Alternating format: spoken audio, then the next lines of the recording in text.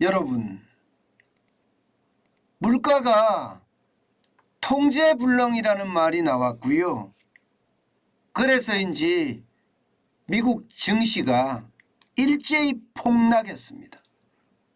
급락이 아니라 완전 폭락이에요. 그것도 말입니다. 2년 만에 최대치 폭락입니다. 2년 만에. 어마어마합니다. 시장의 공포가 지금 엄습했다고 이야기할 정도로 시장은 대혼란을 겪었어요. 여러분, 그만큼 소비자 물가의 어떤 흐름이 정점을 지났다 했지만 시장의 예상치보다 높았고요. 또 이것이 시장에 미친 영향이 지금 엄청나다는 거예요. 오죽했으면 여러분 물가가 통제불능이다 이런 말까지 나왔겠습니까? 여러분, 미국의 소비자 물가 한번 보시자고요. 이게 8월 소비자 물가가 8.3% 기록했습니다. 8.3%. 시장의 전망치는요, 적게는 7%대도 기대를 했습니다. 그리고 많게 올라간다고 하더라도 8.1%였습니다. 그런데 실제로 미국의 소비자 물가는 8.3%로 나타났습니다.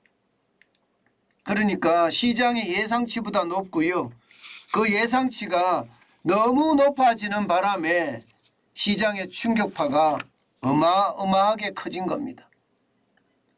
그만큼 말입니다.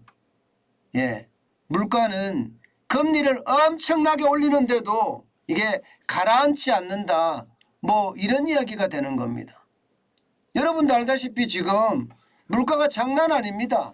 지난 6월에 9.1%까지 올라갔던 소비자 물가가 7월에 8.5%까지 떨어졌습니다. 8월에는 8.3%가 됐습니다. 결국 말입니다. 물가는요 또다시 오를 수 있다는 이야기를 지금 하고 있는 겁니다. 이게 떨어진 게 아니라 앞으로 더 오를 수 있다는 이야기 말입니다. 그만큼 말입니다. 미국 물가에 대한 충격은 저는 지금 굉장히 크다고 생각을 합니다. 이게 여러분 지금 원유나 또 가스나 또 석탄, 뭐 가스는 좀 그렇다고 손치더라도요 원유나 석탄은 조금씩 내렸거든요. 특히 유가는 많이 내렸습니다. 그런데도 불구하고 미국의 소비자 물가가 8.3% 지켰다? 실제로 내용을 뜯어보니까 식료품 가격이 많이 올라갔습니다. 여기에 주거비도 많이 올라갔습니다. 이 말은 여러분 결국 에너지 가격이 폭등을 해서 미국의 소비자 물가가 상승한 것도 있지만 더 중요한 것은 우리가 먹고 그죠? 살고 쉽게 말하면 의식주죠. 의식주 가격의 어떤 폭등이 물가를 지금 주도하고 있다는 뜻이 됩니다. 그러면 이것은 이제 상시적인 지금 소비자 물가, 다시 말해서 고물가가 계속 된다는 뜻이 됩니다. 된다는 뜻이. 그래서 더 충격적이다 이렇게 지금 이야기하는 거고요.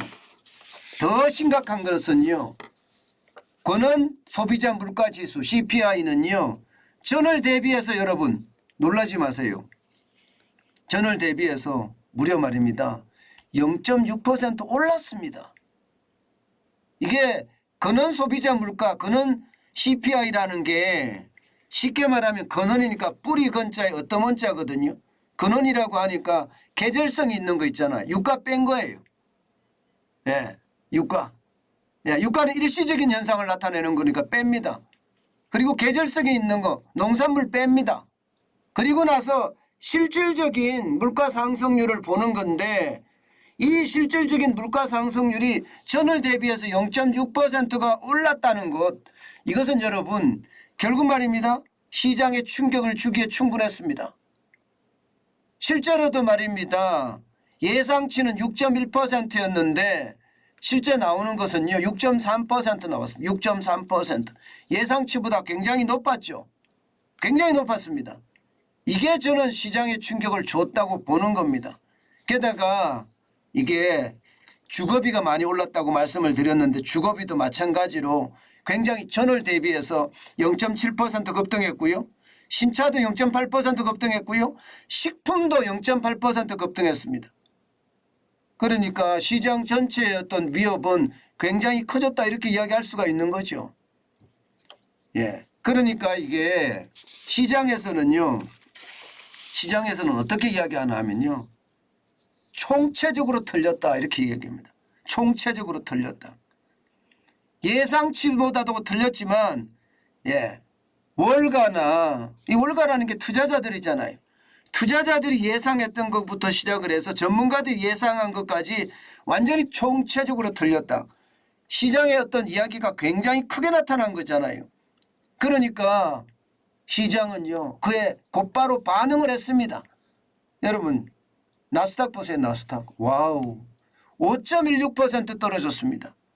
2년 만에 최대 낙폭입니다. 2년 만에 5.16%만 적은 숫자가 아닙니다.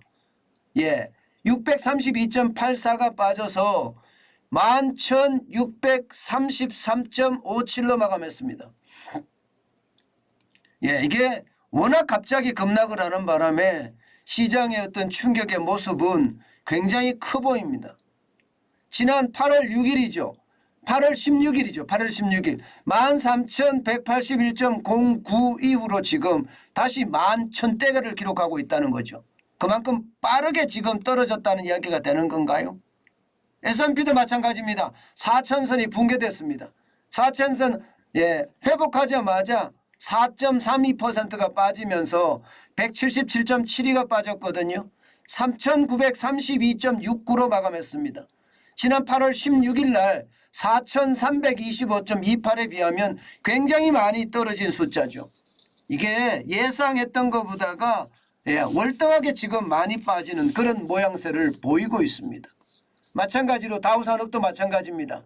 다우산업도 3.94% 4% 가까이 떨어졌습니다.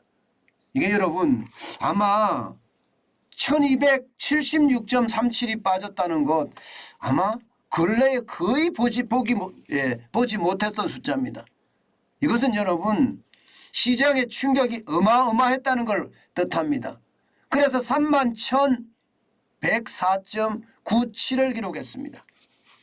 진짜 1000포인트까지 떨어지는 것은 한 번쯤 봤지만 1276.37까지 떨어진 것은 지금까지 거의 보지 못한 숫자예요. 거의 보지 못한 숫자. 진짜 충격이죠. 어마어마한 충격입니다. 자, 이렇게 되면 여러분 보세요. 다우산업도 3.94%가 폭락했고 S&P도 4.32%가 폭락했죠. 나스닥도 5.16%가 폭락을 했습니다. 그러면 이게 그 다음 수순으로 오는 게 뭘까요? 간단합니다. 9월 21일 날 이게 미국의 기준금리는 올린다는 거예요. 그것도 얼마나 올리느냐? 자이언트 스텝으로 올린다는 이야기입니다. 자이언트 스텝으로. 6월 7월에 0.75% 올렸잖아요. 6월에도 0.75%, 7월에도 0.75%를 올렸는데 9월에도 0.75%를 올린다. 이렇게 예상이 되는 거고요. 더 심각한 것은요. 11월 2일엔 또 얼마 올릴 것인가. 그리고 12월 14일에는 얼마나 올릴 것인가예요. 이렇게 되면 여러분 11월 달에도 여러분 빅스텝이 나올 수 있습니다. 빅스텝이. 충분히 빅스텝이 나올 수 있습니다. 0.5%를 올릴 수가 있습니다. 만약에 0.5%를 올리면 3.75%가 됩니다. 11월에. 그리고 12월에도 0.5%를 올릴 수가 있습니다. 그러면 4.25%가 될 수도 있다는 거예요. 4.25%. 지금 현재까지 예상은 4% 예상하잖아요. 그죠? 3.75%에서 4% 예상을 하지만 지금 전월 대비 근원물가가 지금 올라갔다는 사실 그리고 소비자 물가가 시장의 예측치보다 많이 상승했다는 사실이 결국 금리를 더 부채질하고 그 부채질한 것이 금리 인상을 엄청나게 심하게 한다는 이야기가 되는 겁니다. 그럼 연말에 4.25%도 갈 수 있다는 얘기. 4.25%. 그러니 충격적이죠. 그중에 충격적이죠. 심지어 말입니다. 심지어 물가가 그래도 안 내려갈 경우에는요. 0.25%포인트 더 올린다고 생각을 해보세요. 그러면 4.5%까지도 갈 수 있습니다. 4.5%까지.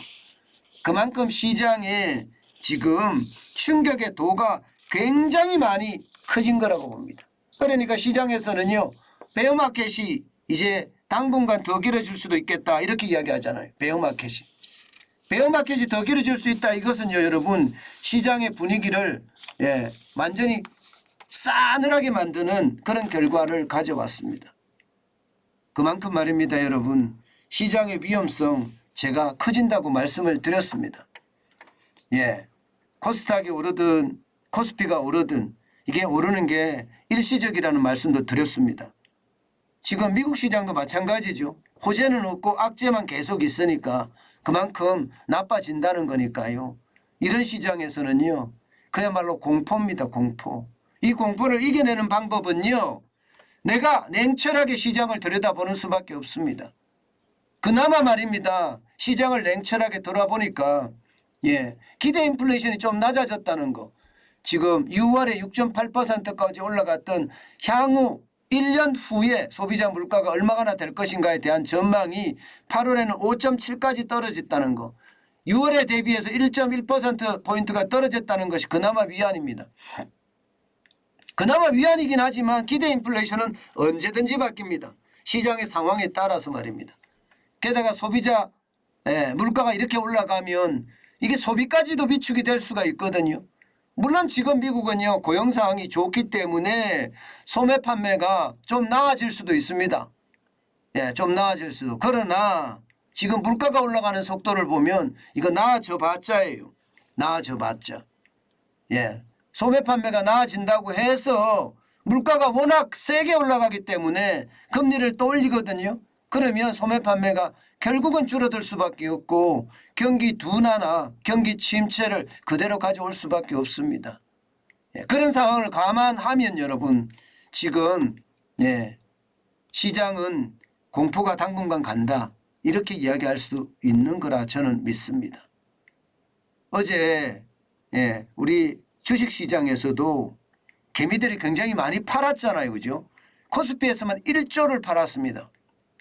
그러니까 요즘은 개미들도 말입니다. 이게 집단을 형성해서 지성이 만들어진다고 저는 생각을 합니다.